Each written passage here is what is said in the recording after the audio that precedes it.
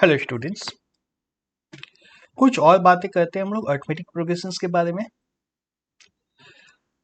In the examples 1 to E above, हम पिछले video में जो एग्जाम्पल 1 to E देखे थे, there are only finite number of terms, such an AP is called finite AP.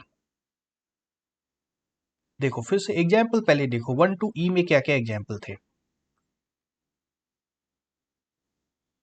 ये सभी था, थोड़ा सा मैं लिखा हुआ क्लीन कर देता हूँ।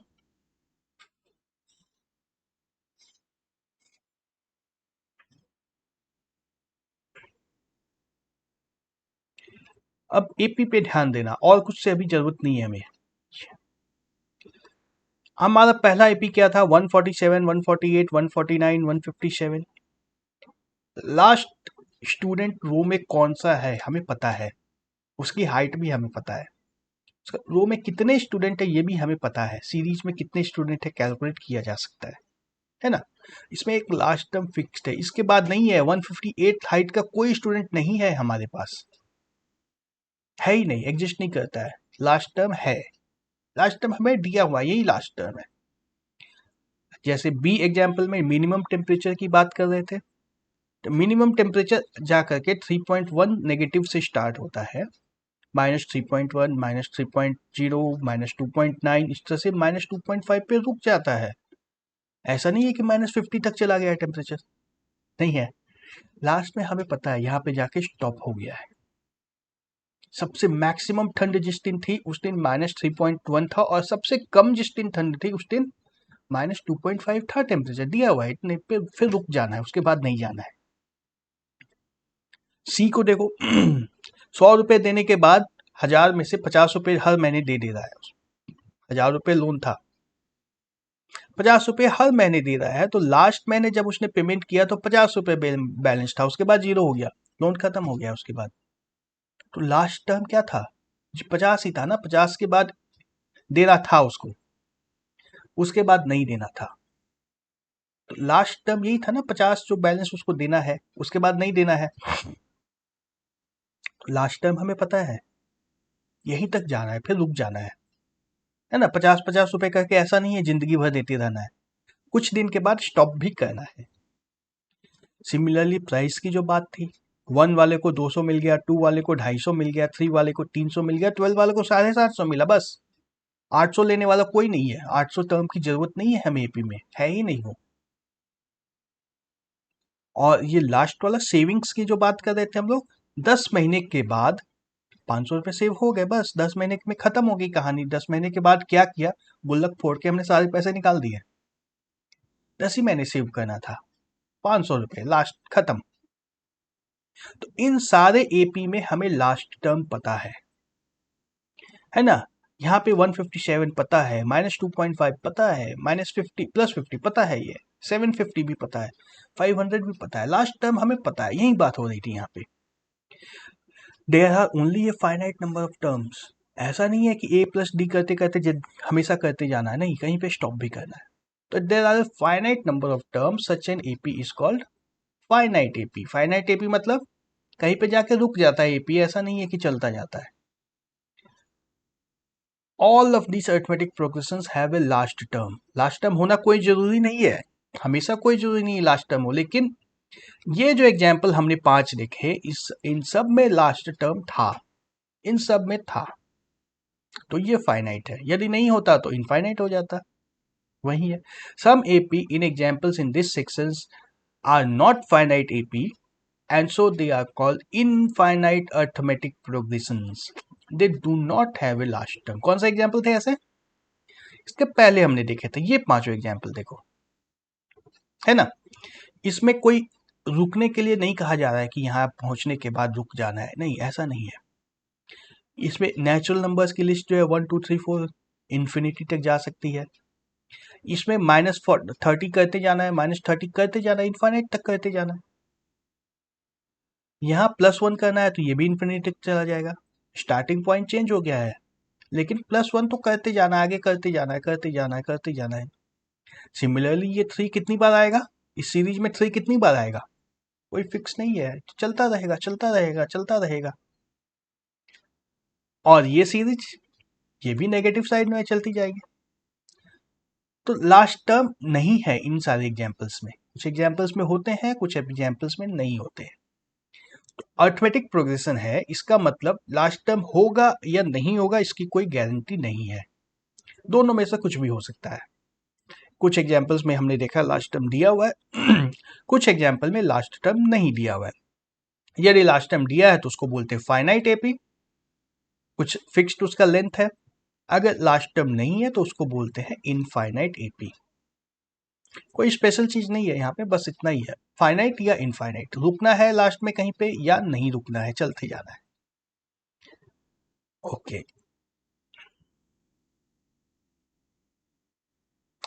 तो to know about an AP what is the minimum information that you need, हम लोग बात कर चुके हैं अभी तक। हमें फर्स्ट टर्म चाहिए ए और कॉमन डिफरेंस चाहिए डी, ये दोनों इंफॉर्मेशन यदि मिल जाती है तो हमारा काम होगा। Is it enough to know the first term, सिर्फ पहला टर्म पता होने से काम होगा क्या? पहला टर्म मान लो मिल गया है 50, अगला टर्म नहीं, सिर्फ फर्स्ट टर्म से काम नहीं होगा, नो। और is it enough to know only the common difference, यदि कॉमन डिफरेंस हमें दे दिया गया है 1, फर्स्ट टर्म नहीं पता है तो कैसे स्टार्ट करेंगे? तो भी स्टार्ट नहीं हो पाएगा। फर्स्ट टर्म और कॉमन डिफरेंस ये दोनों एक साथ चाहिए, मतलब प्लस नहीं करना, सॉरी एंड चाहिए यहाँ पे, एंड ये दोनों चीज हमें चाहिए, तभी हम लोग एपी को पूरी अच्छी तरह से जान सकते हैं। So you need to know both the first term and the common difference. For instance, the first term A is 6 and common difference D is 3. पहला टर्म हमें 6 दिया हुआ है, ये A है, और D इज इक्वल टू 3 दिया है, तो नेक्स्ट टर्म क्या होगा? 6 माइनस, पहला टर्म तो 6 है, नेक्स्ट टर्म क्या होगा? 6 माइनस 3, 6 प्लस 3 9, फिर नेक्स्ट टर्म क्या होगा? फिर से प्लस 3 करना है 12, नेक्स्ट टर्म क्या होगा? प्लस 3 करना है 15, यही सीरीज बनेगी हमारी।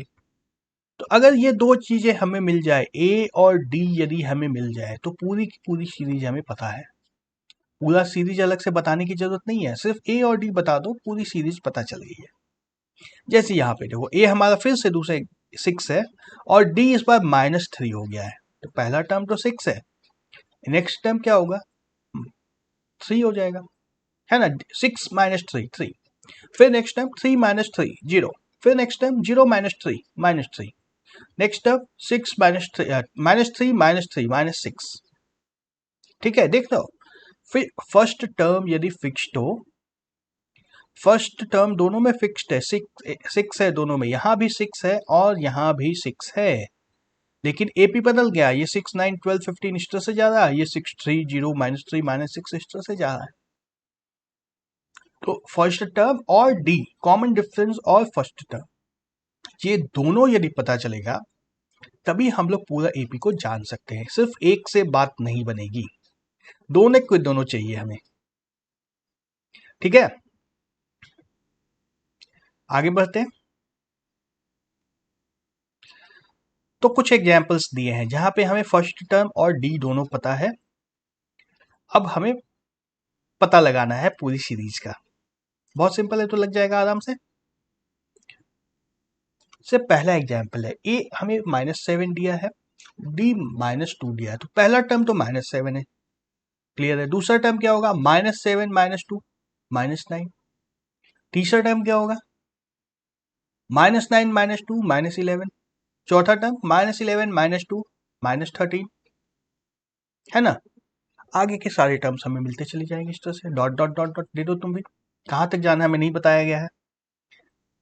दूसरे एग्जाम्पल पे आओ, पहला टर्म 1.0 और डी 0.1, तो पहला टर्म तो 1.0 हो गया, ठीक है। दूसरा टर्म क्या होगा? इसमें 1 प्लस 0.1 ऐड करना है, 1.1, दूसरा टर्म 1.2, तीसरा टर्म 1.3, चौथा टर्म 1.4, इस तरह से चलते जाना है, ठीक है ना।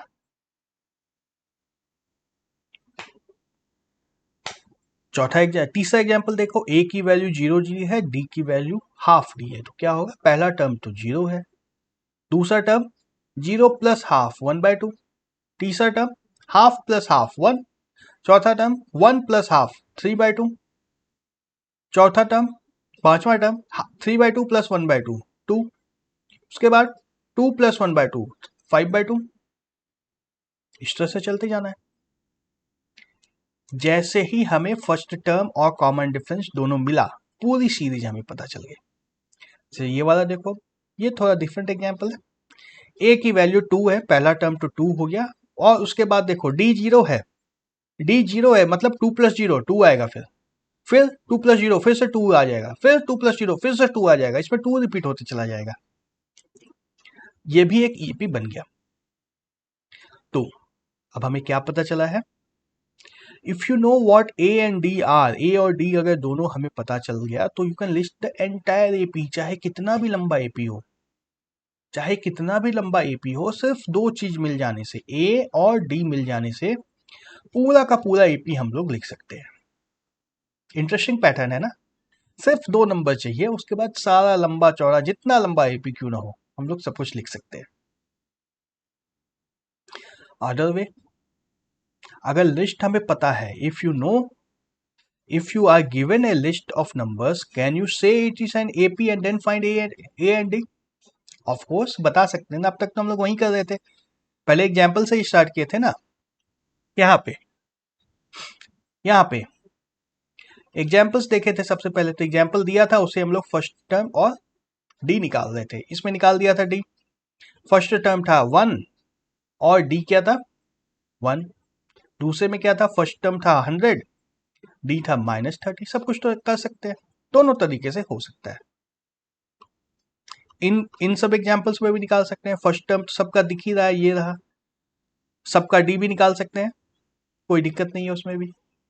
तो यदि एपी दिया हो तो ए और डी निकाल सकते हैं, यदि ए और डी दिया हो तो एपी भी निकाल सकते हैं। For example, for the list of numbers, इसमें से ए और डी निकालना है। पहला लिस्ट देखो 6 9 12 इस तरह से है, तो पहला टर्म तो इसका सीधा सीधा 6 हो गया। डी कैसे निकालेंगे, A2 माइनस A1 निकाल के चेक करो। A2 माइनस A1 कितना है, 9 minus 6 is equal to 3। A3 minus A2 check कर लो, 12 minus 9 is equal to 3। A4 minus A3 check कर लो, 15 minus 12 is equal to 3। D हर बार 3 ही आ रहा है, डी इज इक्वल टू 3। ये AP है, कंफर्म हो गया ना।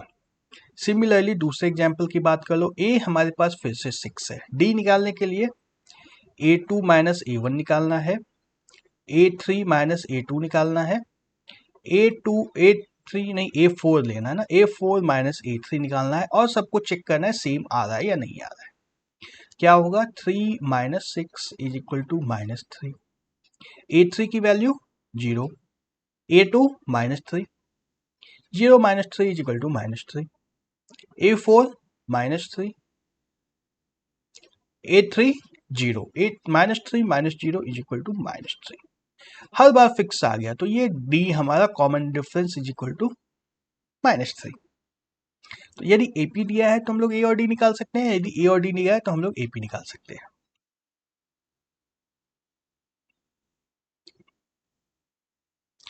इन general for an AP A1 A2 A3 A4 इस तरह से AP हम लोग लेंगे, तो D जो होता है किसी भी दो साथ वाले टर्म का डिफरेंस, बड़ा वाला टर्म बाद वाला टर्म पहले आएगा, AK+1 बाद में आने वाला टर्म पहले आएगा, और उसके बाद उसके जस्ट पहले वाला टर्म AK, यही है ना, A1 A2 A3 A4 A5 A7 A6 भी लिख ही देता हूँ, तो फिर इस तरह से यदि A है, AP है हमारा, K की वैल्यू यदि हमने 2 ली तो D कैसे निकालेंगे, A2 प्लस 1 माइनस A2, यानी कि A3 माइनस A2, यही कर रहे थे हम लोग अब तक।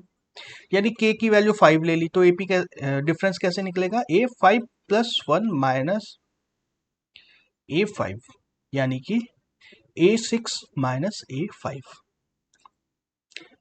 जो हम लोग अब तक कर रहे थे उसको K के टर्म्स में लिख दिया, कोई नया काम नहीं किया गया है। जो हम लोग अब तक कर रहे थे उसको के टर्म्स में लिख दिया गया है। के की वैल्यू अब कुछ भी हम लोग डाल सकते हैं। के की वैल्यू जो यहाँ पे डालेंगे सेम वैल्यू के की यहाँ पर भी डालनी होगी, दोनों में अलग अलग नहीं डाल सकते हैं।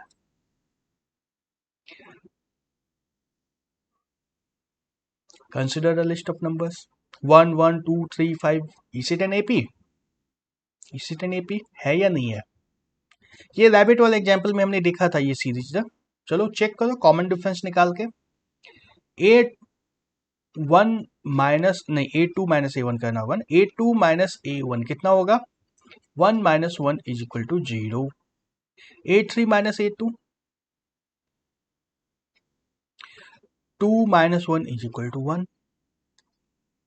A4 माइनस A3, इनफैक्ट यहीं पे पता चल गया ना, कॉमन डिफरेंस सेम नहीं आया, कॉमन डिफरेंस बदल गया, नॉट एन एपी। बस इतने में ही बता सकते हैं।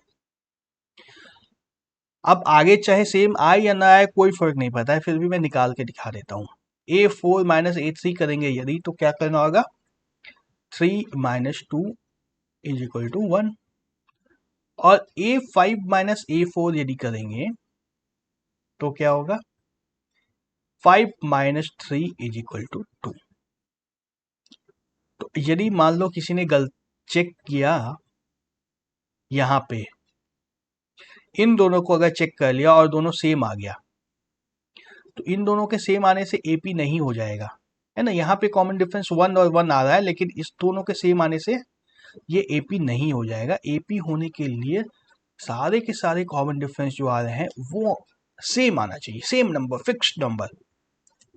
यहाँ पे नहीं है, कभी 0 आ गया, कभी 1 आ गया, कभी 1 आ गया, कभी 2 आ गया, आगे जाके कुछ और बदल भी सकता है।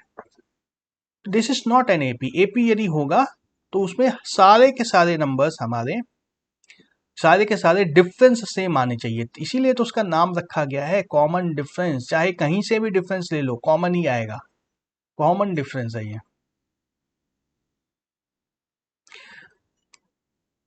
एग्जाम्पल देखें एक।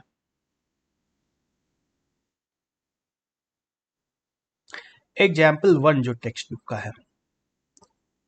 For the AP 3/2 1/2 -1/2 -3/2 dot dot dot right the first term and the common difference. First term तो हमें सीधा सीधा 3/2 मिला, दिया हुआ है फर्स्ट टर्म 3/2। और क्या दिया हुआ है हमें? कॉमन डिफरेंस निकालना है। A2 माइनस A1 देखो क्या आता है, 1/2 minus 3/2 is equal to 1 -1, sorry. बस यही हमारा कॉमन डिफरेंस है। अब बोल सकते हो कि मैंने बाल सारे डिफरेंस निकाल के चेक क्यों नहीं किया? चाहे जरूरत नहीं है ना, चूंकि हमें दिया है कि ये एपी है, क्वेश्चन में लिखा हुआ है फॉर द एपी, एपी है, ये दिया हुआ है तो सेम ही आएगा। आप चेक करना चाहो तो कर सकते हो, लेकिन क्वेश्चन में लिखा है एपी है। A3 minus A2 is equal to -½ is equal to -1। A4 minus A3 करोगे तो भी आ जाएगा, -3/2 minus of -1/2 that is equal to -1, है ना। यहाँ पे दिया ही है, यहाँ फॉर द एपी, एपी है, ये पता है हमें। यदि हमें पता है कि ये एपी है तो बार बार डिफरेंस निकालने की जरूरत नहीं है, एक ही बार में हम लोग मान लेंगे कि कॉमन डिफरेंस आ गया है हमारा। तो क्या आया आंसर हमारा? A is equal to 3/2, D is equal to -1। ठीक है, ओके। इस वीडियो को यहीं स्टॉप करते हैं, अगले वीडियो में और एग्जाम्पल्स हम लोग देखेंगे। Okay, bye bye.